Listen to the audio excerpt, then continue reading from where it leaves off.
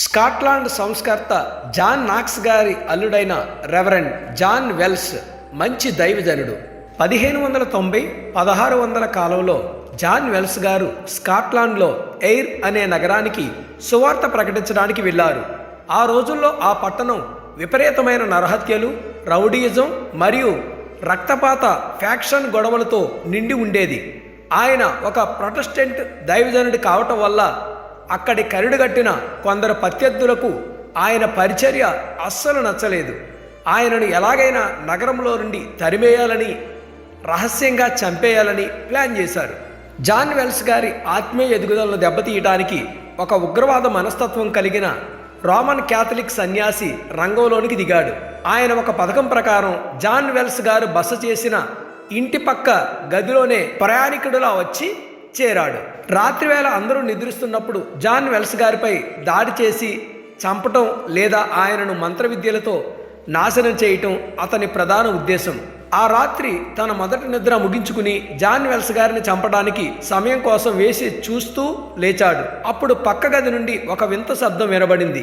John wells గారు అర్ధరాత్రి లేచి చలిని సైతం లెక్క చేయకుండా ఒక దుప్పటి కప్పుకుని మోకరిల్లి ఎంతో తీవ్రంగా ముఖాముఖిగా మాట్లాడుతున్నట్లు ఒక గుసగుస శబ్దం వినబడింది. ఆ మత గురువు మొదట ఇతను ఒక మంత్రగాడు, అర్ధరాత్రి దెయ్యంతో మాట్లాడుతున్నాడు అని భయపడ్డాడు. కానీ అతను ఆ చక్కరంధ్రం గుండా నిశితంగా గమనించినప్పుడు జాన్ వెల్స్ గారు దెయ్యంతో కాదు, సృష్టికర్త అయిన యేసుక్రీస్తుతో కన్నీళ్లతో ప్రార్థిస్తున్నట్లు గ్రహించాడు.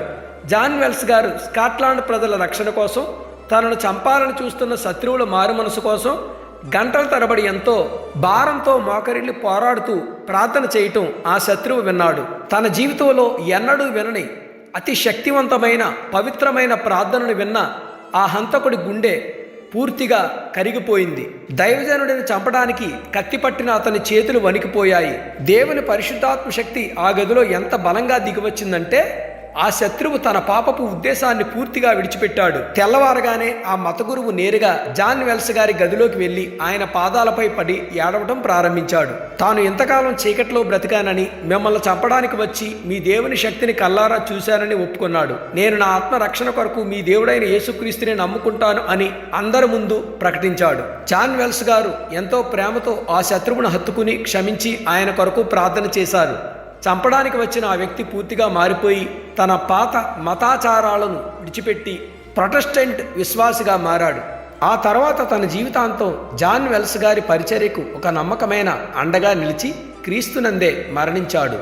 ఈ అద్భుత సంఘటన తర్వాత ఎయిర్ పట్టణంలో జాన్ వెల్స్ గారి ప్రార్థన శక్తి గొప్పగా చాటబడింది. ఆ పట్టణంలో ఫ్యాక్షన్ రౌడీలు సహితం ఆయుధాలు పక్కన పడేసి ఆయనను శాంతి దూతగా అంగీకరించారు. రెవరెండ్ జాన్ వెల్స్ ప్రసంగిస్తూ ఉండగా ఆయనను చంపడానికి శత్రువులు ప్రయత్నించినప్పుడు దేవుడు ఆయనను అద్భుత రీతిలో కాపాడారు. జాన్ వెల్స్ గారు స్కాట్లాండ్లోని ఎయిర్ పట్టణంలో సేవ చేస్తున్న ప్రారంభ రోజుల్లో అక్కడ తీవ్రమైన రౌడీయిజం, ఫ్యాక్షన్ గొడవలు ఉండేవి.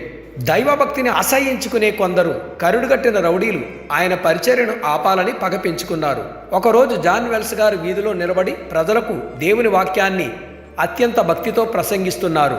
ఆ గుంపులో దాక్కున్న ఒక అన్యమత కరుడుగట్టిన శత్రువు ఆయనను అక్కడికక్కడే చంపేయాలని క్రూరమైన ఉద్దేశంతో తన తుపాకీని గురిపెట్టి నేరుగా ఆయన గుండెల్లోకి కాల్చాడు. తుపాకీ పేలిన శబ్దానికి అక్కడ ఉన్నవారంతా భయపడిపోయారు. బుల్లెట్ నేరుగా వచ్చి జాన్ వెల్స్ గారి రొమ్ము భాగానికి తగిలింది.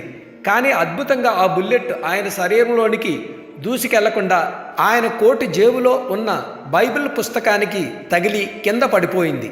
ఆయనకు కనీసం చిన్న గాయం కూడా కాలేదు.